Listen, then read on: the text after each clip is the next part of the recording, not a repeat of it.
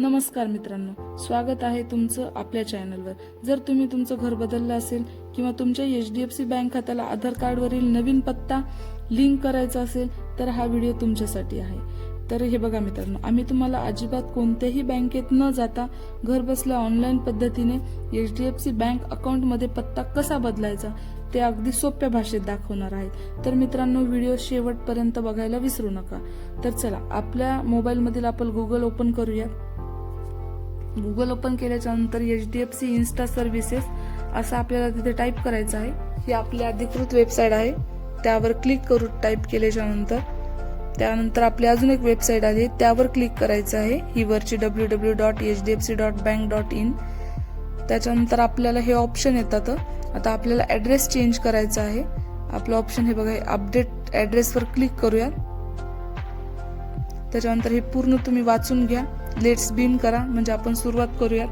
आता इथे तुम्ही बँक खात्याला जो मोबाईल नंबर रजिस्टर्ड केलेला आहे तो मोबाईल नंबर इथे टाकायचा आहे। त्यानंतर आयडेंटिफाय युजिंग तिन्हीपैकी एक ऑप्शन आपण निवडा। डेट ऑफ बर्थ वर क्लिक करा आणि आपली जन्मतारीख टाकूयात। जन्मतारीख टाकल्याच्या नंतर हे दोन्ही टिक करा। गेट OTP करा। गेट OTP केल्याच्या नंतर तुमच्या त्याच मोबाईल नंबरवर एक 6 अंकी OTP येईल, तो OTP इथे टाकायचा आहे। तुम्हाला HDFC बँक कडून मेसेज येतो, हे बघा, हे असा मेसेज येतो OTPचा, तो OTP टाकायचा आहे आणि कन्फर्म करायचा आहे। OTP टाकून कन्फर्म केल्याच्या नंतर आता चेंज ऍड्रेस, कम्युनिकेशन ऍड्रेस म्हणजे तुमचा बँक खात्याला जो ऍड्रेस आहे तो आहे कम्युनिकेशन ऍड्रेस। ऍड्रेस म्हणजे हे बघा, इथं दिसतो address as per bank records, आणि खालचा ऍड्रेस म्हणजे आधार कार्डवरील ऍड्रेस आहे। तर हे तुम्ही दोन्ही चेक करा बरोबर आहेत का। तर आता परमनंट ऍड्रेस, आता तुम्हाला कोणता ठेवायचा आहे, बँकेतील ठेवायचा आहे की आधार कार्डवरील ठेवायचा आहे। जो ठेवायचा त्यापैकी दोन्हीपैकी एकाला टिक करा। आधार कार्डवरील ठेवायचं असेल तर आता वरती पण बँक रेकॉर्डला पण आधार कार्डवरचाच होतो, तर आता आधार कार्डवरीलला टिक करूयात आणि कन्फर्म करा। कन्फर्म केल्याच्या नंतर आता तुम्हाला डिटेल्स दिसतात तुमचे, इथे तुमची कस्टमर ID दिसती आणि address as per bank records. आता हे तुम्हाला बँक रेकॉर्डला हे तुमचे ऍड्रेस दिसणार आहेत, आणि ऍड्रेस चेंज डिटेल्स रिक्वेस्ट गेलेली आहे तुमची आधार पत्ता बदलण्यासाठी। तर आता हे तुमचे दोन्ही पण पत्ते बरोबर आहेत का ते बघा। हा आता ऍड्रेस परमनंट ऍड्रेस म्हणजेच आधार कार्डवरचा, आणि कम्युनिकेशन ऍड्रेस आता तुमचा हे दोन्ही सेम येईल तुम्ही जर आधार कार्डवरचा ठेवला असेल तर हे पूर्ण चेक करून घ्या बरोबर आहे का। तर कन्फर्म करा।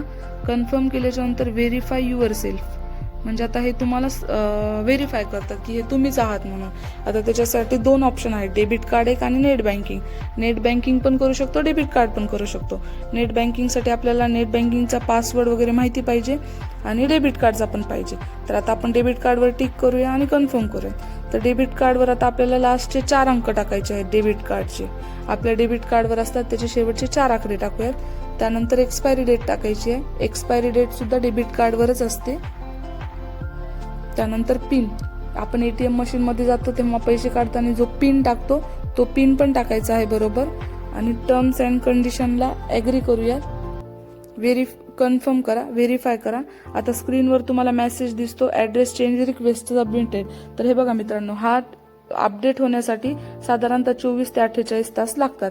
तर बघा, सोपी पद्धत आहे मित्रांनो। व्हिडिओ आवडला असेल तर लाईक करा, शेअर करा आणि आपल्या चॅनलला सबस्क्राईब करायला विसरू नका। धन्यवाद।